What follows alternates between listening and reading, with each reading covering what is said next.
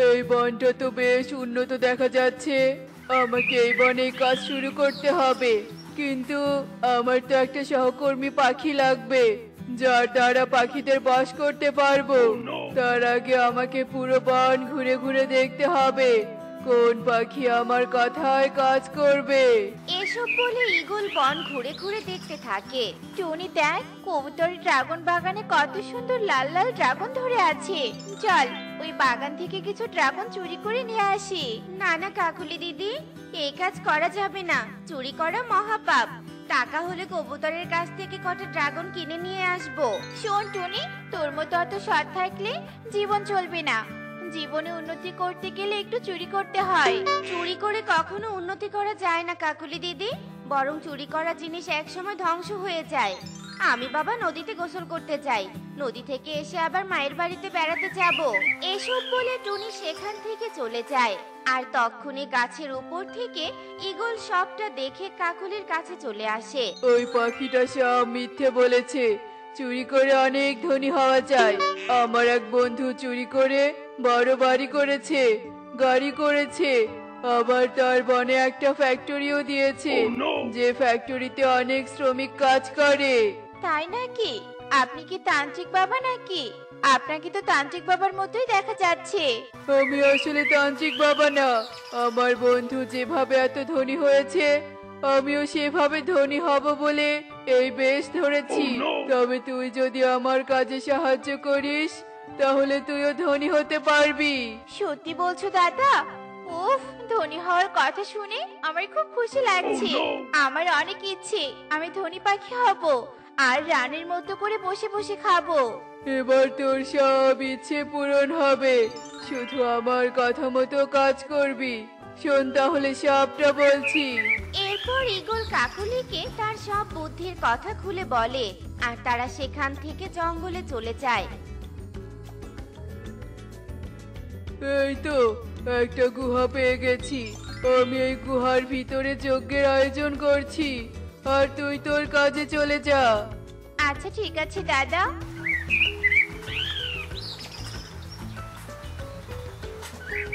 তোতা, তোতা, বাড়িতে আছিস? হ্যাঁ দিদি, আছি। হঠাৎ আমার খোঁজ করছো কেন কাকলি দিদি? তোকে একটা ভালো খবর দিতে আসলাম।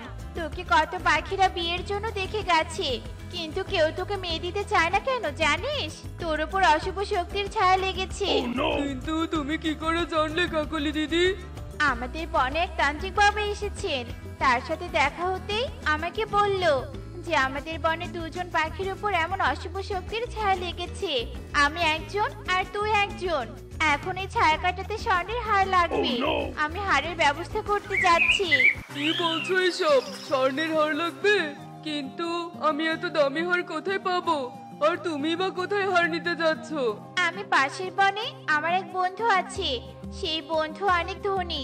ওই বন্ধু আমাকে হার দিবে, সেটাই নিতে যাচ্ছি।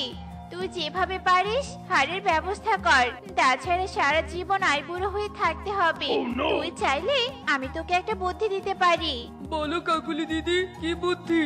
আমাদের বনের ময়ূরীর তো অনেক স্বর্ণের হার আছে, তুই বড় ময়ূরীর বাড়িতে গিয়ে একটা হার চুরি করে নিয়ে আয়। আচ্ছা ঠিক আছে কাকুলি দিদি, তাই করব। আর আমি তো তান্ত্রিক বাবার গুহা চিনি না, তুমি পাশের বন থেকে এসে আমাকে তান্ত্রিক বাবার কাছে নিয়ে যেও, কেমন?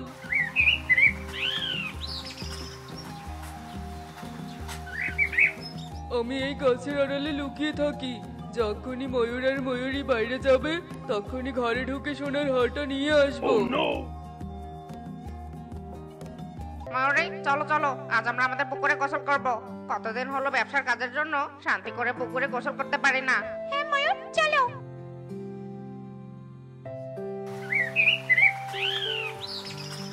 ময়ূররা তো পুকুরে গেল, এই সুযোগে কাজটা সেরে ফেলি।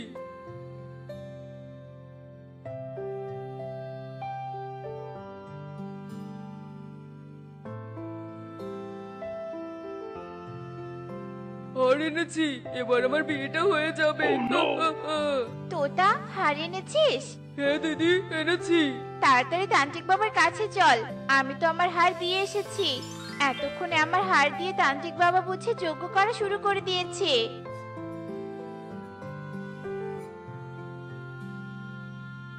এই পাখির কথা আমাকে বলেছিলি? হ্যাঁ বাবা, আমার হাড়ের সাথে তোতার হাড়টারও যোগ্য করেন। হ্যাঁ হ্যাঁ, একসাথে করব বলে তোর অপেক্ষায় বসে আছি। হাতটা দে দেখি। আর শোন, তোদের বনে আরো কোনো পাখির যদি কোনো সমস্যা থাকে তাহলে আমার কাছে নিয়ে আসবি, আমি সব কিছুর চিকিৎসা দেই। কিন্তু তান্ত্রিক বাবা, আমাদের বিয়ে কোন দিন হবে? হবে হবে, এত ব্যস্ত হচ্ছিস কেন? ধৈর্যের ফল মিষ্টি হয়। 1 মাসের মধ্যেই তোদের বিয়ে হবে। বিয়ের কাজ একটু সময় লাগে। এখন আমাকে বিরক্ত না করে এখান থেকে চলে যা, আমি এখন যজ্ঞে বসবো। আস্তে না আস্তে একটা সোনার হার পেয়ে গেলাম। এভাবে প্রতিদিন একটা করে হার পেলে ধনী হতে বেশি দিন সময় লাগবে না। ময়ূর, আমার সোনার হার তুমি কোথাও রেখেছো নাকি? আলমারিতে তো হারটা দেখছি না। আমি তো তোমার হার কোথাও রাখিনি। তাহলে আমার হারটা কোথায় গেল? এত সুন্দর হারটা এভাবে হারিয়ে গেল। বাড়িতে হয়তো চোর ঢুকেছিল। যাই হোক, চোর নিয়ে গেলে তো আর কিছু করার নেই। ময়ূরী, এবার ব্যবসাতে বেশি টাকা লাভ হলে তোমাকে আর একটা হার বানিয়ে দেবো। এখন চিন্তা করো না তো, চলো বাজারে গিয়ে কিছু খাবার নিয়ে আসি। এরপর ময়ূর আর ময়ূরী বাজারে চলে যায়, আর এভাবেই সেই দিন কেটে যায়। সুখী, তোকে একটা ভালো খবর দিব বলে আসলাম। মানে তোর ছাড়া হওয়ার খবর। মানে কি বলছো কাকুলি দিদি? আমি তো কিছুই বুঝতে পারছি না। এরপর কাকুলি সুখীকে ঈগলের বলা সব মিথ্যে কথা খুলে বলে। সত্যি আমি তান্ত্রিকের মন্ত্রপুত জল খেলে ডিম দিব? তাহলে আজকেই আমি কবুতরের কাছ থেকে স্বর্ণের হার কিনে নিব। আচ্ছা যা, তাড়াতাড়ি হার কিনে নিয়ে আয়।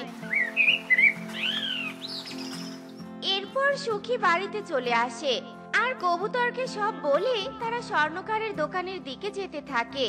আর তখনই পথে টুনির সাথে তাদের দেখা হয়ে যায়। টুনি, তোর মায়ের বাড়ি থেকে ফিরলি বুঝি?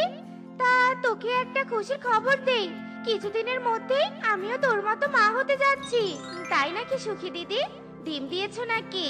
না রে, ডিম দেওয়ার জন্যই তো স্বর্ণের হার কিনতে যাচ্ছি। মানে? এরপর সুখী টুনিকে সব কথা খুলে বলে। কি বলছো এসব? ওই কাকুলির কথা তুমি বিশ্বাস করছো কেন? কাকুলি তো খুবই মিথ্যে কথা বলে। না জানি তোমাকে কোন ফাঁদে ফেলতে চাইছে। কিন্তু টুনি, সত্যিও তো বলতে পারে। তান্ত্রিক বাবাকে নিয়ে কেউ মিথ্যে বলবে কেন? সত্য না মিথ্যা তা ধরার জন্য একটা বুদ্ধি করতে হবে। এরপর টুনি কবুতরকে সব বুদ্ধি শিখিয়ে দেয়, আর কবুতর ও সুখী সেখান থেকে বাড়িতে চলে আসে। আর সুখী নকল হার নিয়ে কাকুলির কাছে চলে যায়। কাকুলি দিদি, সোনার হার এনেছি, চলো এবার তাড়াতাড়ি তান্ত্রিকের কাছে যাই। হ্যাঁ সুখী, চল। এরপর কাকুলি সুখী তান্ত্রিকের কাছে চলে যায়, আর এদিকে কবুতর ও টুনি বনের সবাইকে নিয়ে তাদের পিছু পিছু যেতে থাকে। তান্ত্রিক বাবা, এই পাখিটা ছানা হয় না বলে আপনার কাছে এসেছে। আর কিচ্ছু বলতে হবে না, আমি সব বুঝতে পেরেছি। এই মন্ত্রপ্রুত জল নিয়ে বাড়ি যা, আর ঘরের চালের ওপরে উঠে এক নিঃশ্বাসে খেয়ে ফেলবি। তারপর দেখবি আজ রাতেই তুই ডিম দিয়েছিস। কাকুলি, তোর বিয়ের বিষয়ে কথা আছে, তাই তুই দাঁড়া, আর তুই চলে যা। আচ্ছা ঠিক আছে বাবা। শোন, বাজার থেকে 2টো ডিম কিনে এই পাখির বাড়িতে রেখে আসবি। ডিম দেখে সবাই বিশ্বাস করবে যে সত্যি আমার মন্ত্রপুত জল কাজ করেছে, আর তখন সবাই আরো সোনার হার নিয়ে আসবে আমার কাছে। আচ্ছা ঠিক আছে তান্ত্রিক বাবা। তান্ত্রিক আর কাকলি এভাবে কথা বলছিল, আর গুহার পাশে থেকে বনের সব পাখিরা তাদের সব কথা শুনে গুহার ভিতরে চলে যায়। শয়তান ভণ্ড তান্ত্রিক, তুই এভাবে সবাইকে বোকা বানিয়ে সোনার হার নিচ্ছিস। আজ তোকে ভালো করে সোনার হার নেওয়াবো। এই কাকুলির মিথ্যে কথা শুনে আমি ময়ূরী দিদির সোনার হার চুরি করে এই ভণ্ড পাখিকে দিয়েছি। এই ভণ্ড পাখি, আমার সোনার হার দিয়ে দে বলছি, নয়তো এক্ষুনি সবাই মিলে তোকে এভাবেই মেরে ফেলবো। ইয়ে মানে না মানে, তোমাদের সোনার হার, এই নাও তোমাদের সোনার হার। আর আমাকে ক্ষমা করে দাও, আমি আর কখনো এমন অন্যায় কাজ করব না। আমাকেও ক্ষমা করে দাও, আমি এই পাখির কথা শুনে লোভে পড়েছিলাম। তাই পাখিদের মিথ্যে কথা বলেছি। আচ্ছা ঠিক আছে, তোদের এবারের মতো ক্ষমা করে দিলাম। আর কখনো এমন কাজ করলে সেদিন তার তোদের ক্ষমা করব না। আর তোতা, কারো কথা শুনে চুরি করতে যাবি না, কারণ চুরি করা ভালো কাজ নয়, বুঝলি? টনি, তোর কথাই ঠিক হলো। চুরি করে কখনো উন্নতি করা যায় না। এখন থেকে আমি তোর মতো সৎ পাখি হয়ে বসবাস করব। তো বন্ধুরা, এমনই সব মজার মজার শিক্ষণীয় টুনি পাখির গল্প পেতে আমাদের পাশে থেকো। আর গল্পটি কেমন হয়েছে তা কমেন্টে জানাতে ভুলো না কিন্তু। Bye bye.